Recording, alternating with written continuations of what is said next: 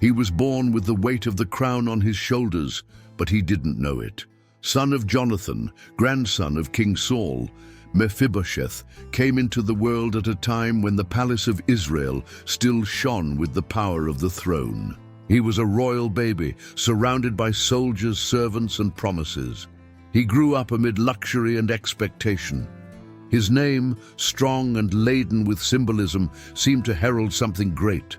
Perhaps he was the one chosen to restore what his grandfather would lose. Or perhaps it was just the echo of a destiny that would play with him. The blood that ran through his veins was noble, but nobility does not always protect. Saul's shadow began to stretch down dangerous paths.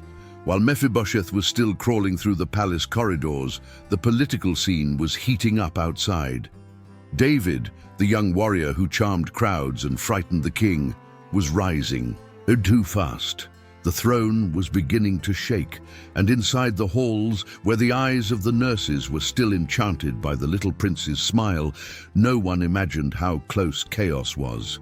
And then the day came. Subscribe to the channel for more exciting Bible stories and turn on notifications so you don't miss any videos. If this content touches your heart and you want to support us, feel free to click on the Thanks a Lot button. All help is welcome and makes a big difference. No one warned him, no one explained, no one asked permission to turn his life upside down. It just happened. The news cut through the air like a silent arrow. Saul was dead, Jonathan too. The battlefield had swallowed them both. In a few minutes, the real world invaded Mephibosheth's world. His nurse took him in her arms and fled in despair. She ran as if fleeing her own shadow, but her feet stumbled, and with the stumble came the fall. A fall that was not only physical, it was a fall from destiny.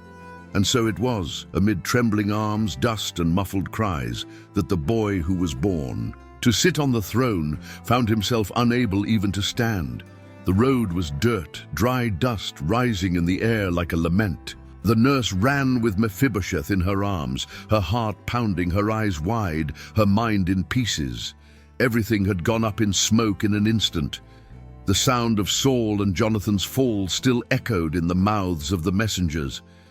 And now every step was a race against fear. Fear that the enemies would invade. Fear that David's wrath would fall on Saul's house. Fear that the little prince would meet the same end as his father and grandfather.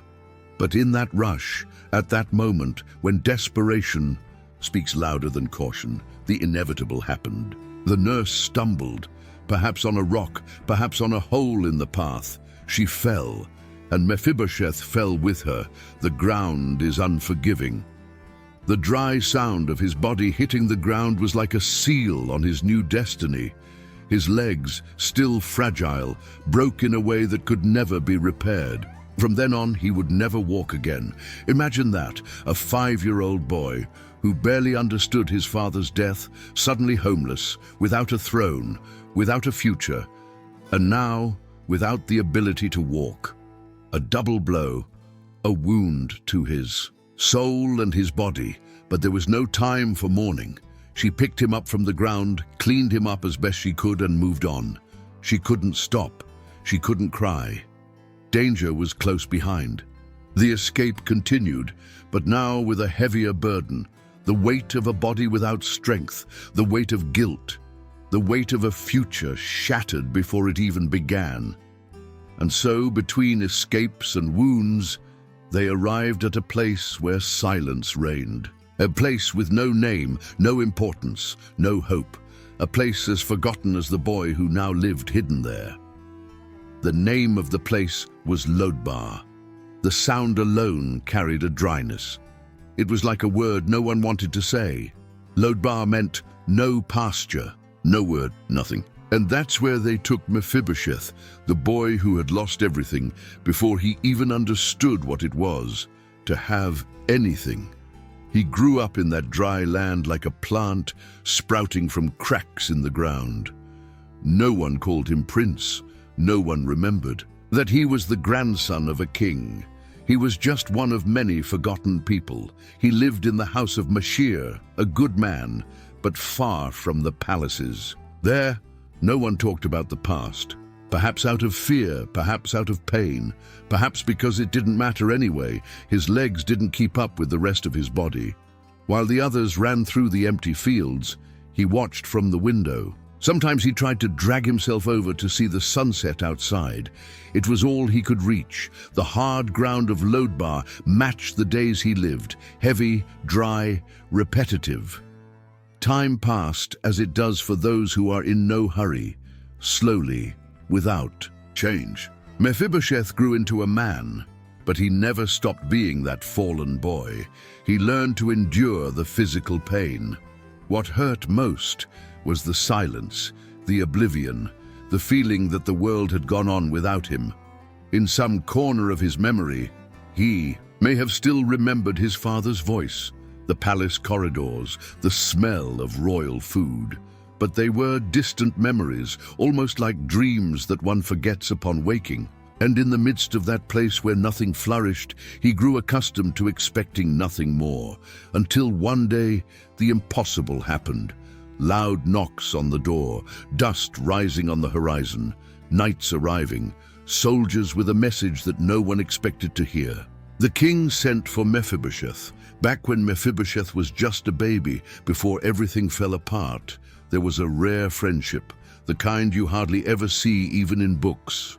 Jonathan, his father, and David, the young shepherd who became a hero, had a bond stronger than any political alliance. It was a soul connection.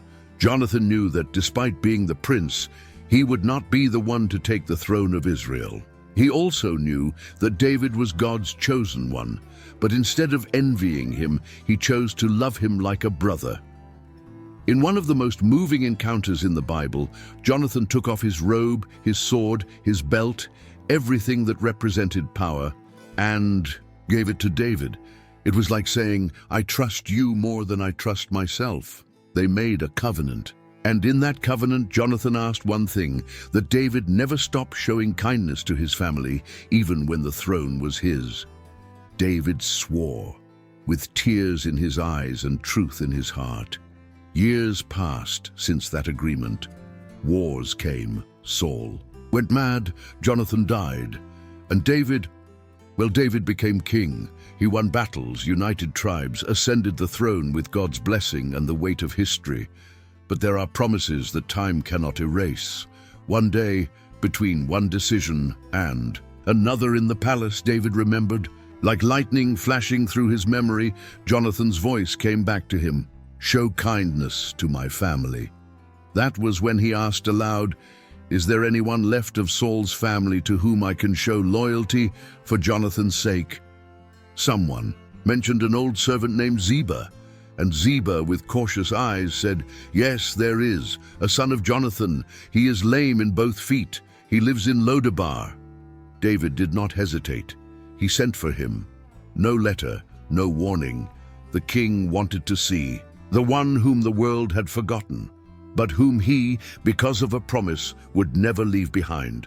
The sound of horses arrived before the dust. Lodebar, accustomed to silence, awoke frightened by the commotion. Children ran to peek, adults cowered, and the hurried footsteps of soldiers made their way straight to Meshir's house. Inside, Mephibosheth heard the knocking on the door as if it were thunder. No one knocked like that without a reason. And when the door opened, what he saw was unthinkable. Armed men with the royal seal stamped on their chests, asking for him. His heart raced. "The king wants to see you," they said. No explanation, no details, just the order. Saul's blood still ran in his veins. This could be dangerous. Being the grandson of a defeated king was never a title of prestige, especially when the former rival now reigns. Fear whispered the worst. Perhaps David wanted to settle scores with the last heir of the ancient lineage. Even so, he went, as if pulled by a greater force.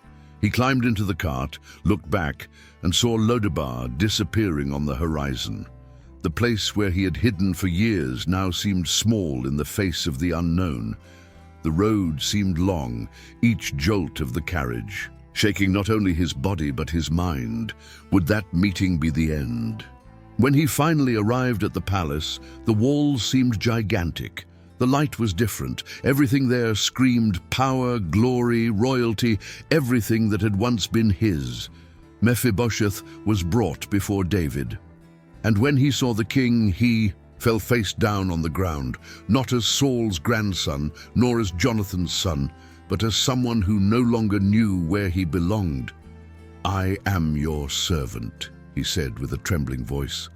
Little did he know that what David had on his lips was not judgment, it was remembrance. And what came after that, no one, not even Mephibosheth himself, could have imagined. David looked at the man lying before him and saw more than just his appearance. He saw a living memory. He saw the son of his friend whom he loved as himself. Mephibosheth trembled, perhaps waiting for the sentence, the punishment, the end. But the king, with a firm yet caring voice, said what no one there expected to hear: "Don't be afraid." Those 3 words broke the ice in his soul. David did not call him an enemy. He did not accuse him or threaten him. On the contrary, he continued to speak with a kindness that did not match his battle attire. "I will show you kindness for the sake of Jonathan your father.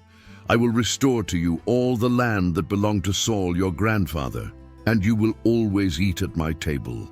The silence that followed was heavy. Mephibosheth took a while to believe what he was hearing. He, who considered himself a burden, a forgotten mistake, was now receiving land, honor, and a place among the king's sons. And the only answer he could give was, "Who am I, that the king should look upon a dead dog like me?" But David was not interested in physical condition or past wounds. He saw value where no one else did. He called Ziba, the former servant of Saul's household, and gave him clear orders to take care of the land, to harvest the fruit, to provide everything Mephibosheth needed. Ziba accepted with a respectful nod, and right there and then, the life of the man who came from Lodabar began to change. It wasn't just about land. It was about dignity. It was about place. It was about belonging. Mephibosheth, the forgotten cripple, now sat at the king's table as if he were family. His chair, once empty, now had a name, and the palace, which had once been a distant memory, was once again a home. The king's table was lavish, fresh fruit, roasted meats, wine poured into silver cups. Guards stood at the columns, servants attentive to every gesture. But there, among blood sons and trusted warriors, was a chair occupied by someone many would never have expected to see there. Mephibosheth. Sitting like one of David's sons, his legs covered with fine fabrics, he ate in silence, but with a full heart. It wasn't just the food, it was the place. Every day he entered that hall with the same care as someone who still thinks it might be a dream. His eyes sought the king's gaze, and there was always a nod, a smile, a sign that yes, he was welcome. The marks of his fall were still there. His legs were still weak, but at that table no one looked at that. It wasn't his body that defined who he was. It was his grace. Life began to take on a rhythm. Saul's lands were restored. Ziba and his sons now worked for him. Mephibosheth's name was once again heard in the corridors of the city. People who had sworn he was dead began to whisper his name again, but now with respect. The fallen prince had returned in a way no one expected, but like everything that shines too brightly, there is always a shadow trying to extinguish it. And that shadow was inside the palace itself. Time passed, and David's eyes began to see another pain. The rebellion of Absalom, his own son. The mood in Jerusalem changed. Security turned to tension, honor turned to threat, and suddenly the king had to flee his own home. He left the throne, he left the palace, and without knowing it, he left Mephibosheth behind. The palace, once full of voices, became a place of hurried footsteps and slamming doors. David left in a hurry, fleeing the betrayal of his own son Absalom. It was as if the world had turned upside down.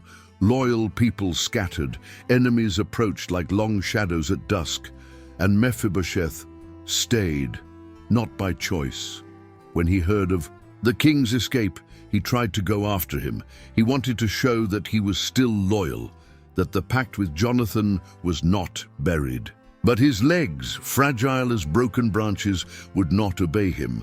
He called Ziba, his servant, and asked for help. "Saddle the donkey for me, I need to go to the king," he said. But Ziba went alone. He went in a hurry and with a plan. When he reached David in the middle of his escape, Ziba pretended to be an ally. He brought supplies, words of loyalty, and a well-calculated lie. He said that Mephibosheth had stayed behind on purpose, that he hoped to see the throne of Israel return to Saul's house, that deep down, the cripple still dreamed of being king. David, dejected, tired, and betrayed by his own son, listened, and he believed the weight of pain makes us see the world through a fog. Without investigating, he decided right then and there, everything that belonged to Mephibosheth is now yours, Ziba. It was like a bolt of lightning in an already cloudy sky. The servant became master, and the man who only wanted to show his loyalty lost everything, again without even knowing it. Meanwhile, Mephibosheth remained in Jerusalem, uncared for, unbathed, unshaven. Time passed, and he remained as he was, disfigured by sadness. The king was away. Honor once again was silent, but inside his chest a kind of hope that was difficult to kill still burned, because the day of return was coming, and with it the truth.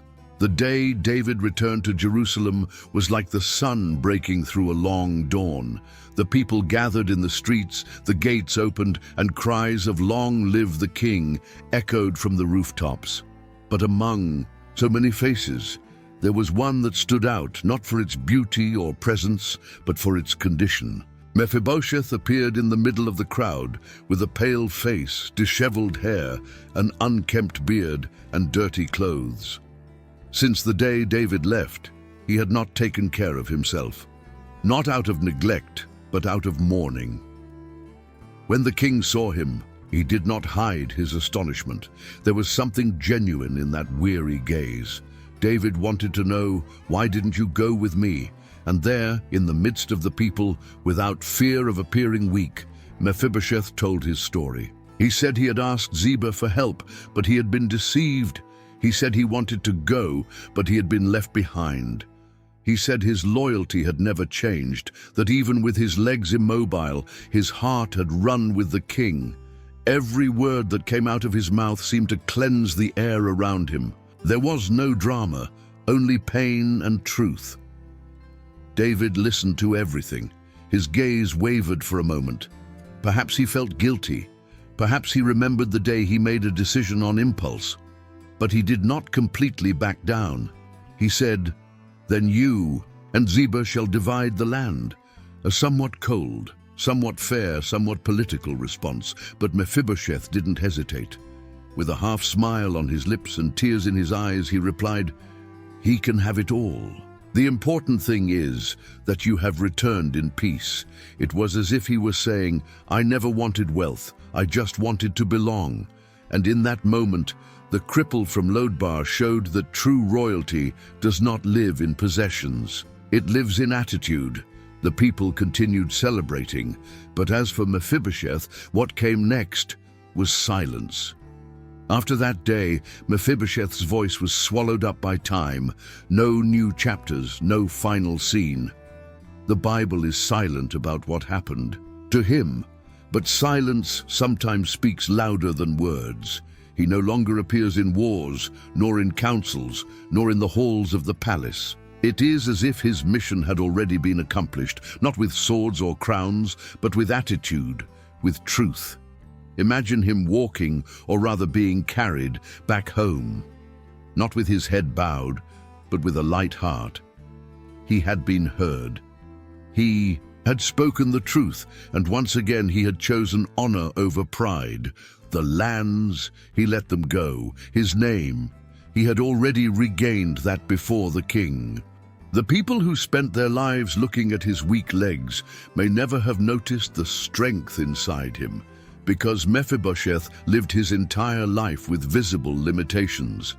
But what could not be seen was what sustained everything: loyalty, humility, the value that does not bend even when the body falls. It's curious to think that someone who started out surrounded by promises fell so early, lived in hiding, and was forgotten so many times, left such a deep mark. And not because of what he did, but because of who he chose to be. He didn't take up arms. He didn't claim the throne. He didn't seek revenge. He just remained faithful. Even without walking, he stood firm. Even without a voice, he was heard. And maybe that's what makes his story live on through generations, even though it ended in silence. Because sometimes characters who say little say everything with a single gesture. The story of Mephibosheth ends the same. Way many lives end, without applause, without celebration, without the spotlight, but full of meaning. He was not a famous warrior. He did not lead armies. He left no known descendants. What he left behind was an example of someone who lost everything and yet did not lose who he was. The fall marked him. His legs never obeyed him again, but he did not become a stone in the middle of the road. He continued, not running but resisting. He was forgotten, then remembered, then betrayed, then restored. He lived in a dry land, but he did not let his soul dry up. When the chance for revenge came, he chose peace. When life offered him back what had been taken from him, he let it go. When he was accused, he responded with truth.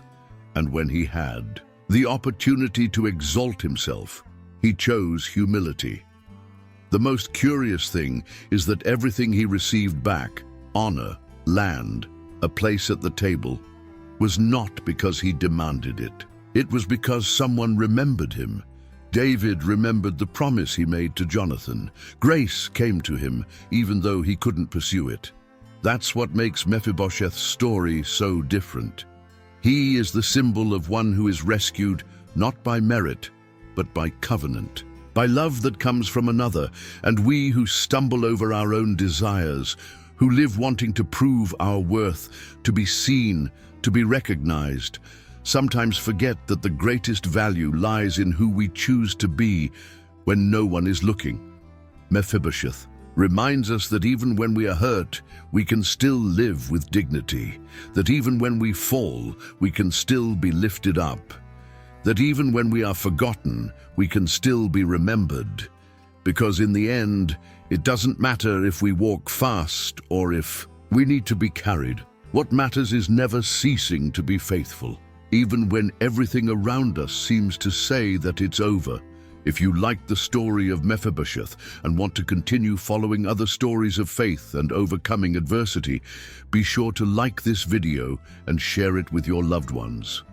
And, of course, subscribe to the channel so you don't miss any new content.